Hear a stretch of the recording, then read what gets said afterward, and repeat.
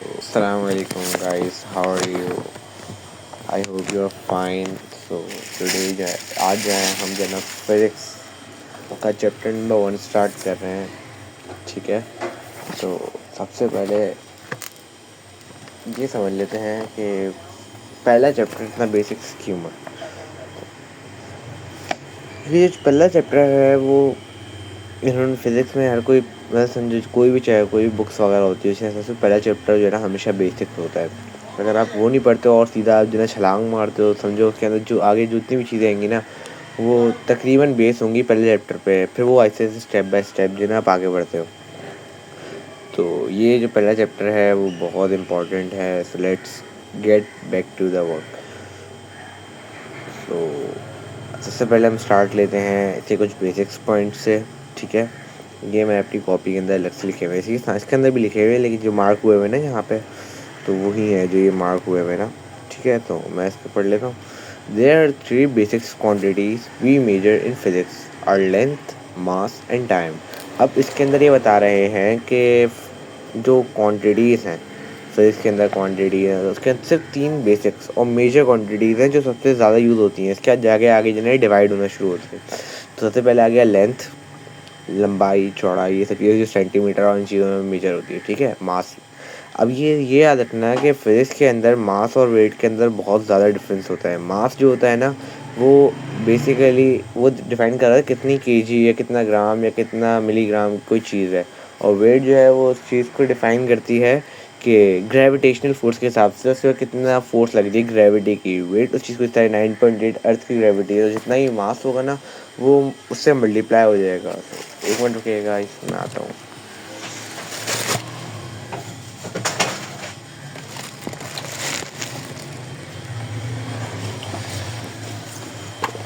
हम gravitational force है। ठीक है, अब इसके अंदर मैं आपको अगला ये जो पॉइंट है वो पढ़ के जाता हूँ। SI यूनिट सिस्टम, जो अक्सर हम सुनते हैं SI unit system, international units.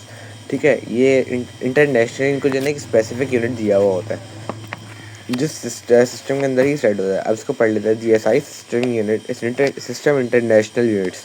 System is a set of metric units now used in many countries. अब ये एक ऐसा यूनिट होता है किसी भी इस तरीके लेंथ का यूनिट हो गया या मास का यूनिट जो हर कंट्रीज़ में बेसिकली यूज़ होता है, जो बहुत कॉमन होता है। सही है, पूरे वर्ल्ड में जो चीज़ कॉमन होती है उसको इन्होंने ऐसा यूनिट बना दिया। ठीक है, अब ये इस चीज़ को छोड़ के फिर हम आप आ गए थे पावर ऑफ 10 जहाँ पे लिखा हुआ है ये लिखा हुआ। ठीक है, पावर ऑफ 10 बेसिकली ये चीज़ इसमें मैं भी जब पढ़ा तो कंफ्यूज हो गया था। मेरे से बड़ी गलती ये थी कि मैंने सबसे पहले पढ़ा नहीं था, तो तभी है ना मैं इस चीज़ को क्लेरिफाई कर रहा हूँ इधर। अब इन्होंने एक एग्जांपल दी हुई है ये वाली 4000, सबसे टॉप वाली है 4000। अब इसको हमें कोई शॉर्ट फॉर्म में या सामने लेकर अच्छा कैम्ब्रिज में अच्छा इंप्रेशन देने के लिए ये ना हम इस चीज़ का यूज़ करते हैं कि 4000 है। और कैम्ब्रिज में भी यही यूज़ होता है, लेकिन इससे आप एक अच्छा इंप्रेशन बिल्ड होता है ना कि आप इतना पढ़ा लिखा है तो एक्सप्लेन वर्ड आ जाता है।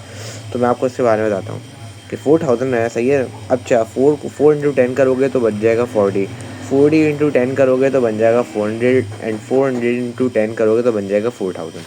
तो इसके अंदर कितने यूज़ हो गए 10, 1 2 3। तो आप इसमें देखो 4 into 10।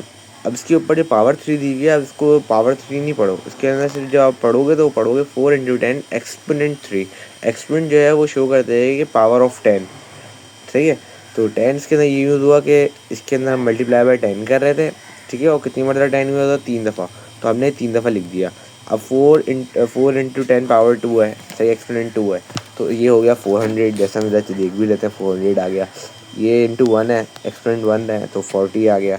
अब ये सिर्फ इंटू 10 है, ज़ीरो की value zero as a 1, zero जो है ना सिर्फ नॉर्मली रिप्रेजेंट करना होता है कि ये 40 नहीं है, ये जस्ट 4 है। 10 को गिनते ही नहीं है इसके अंदर, क्योंकि 10 ज़ीरो होता है, तो जस्ट इसका ये 4 ही रहेगा।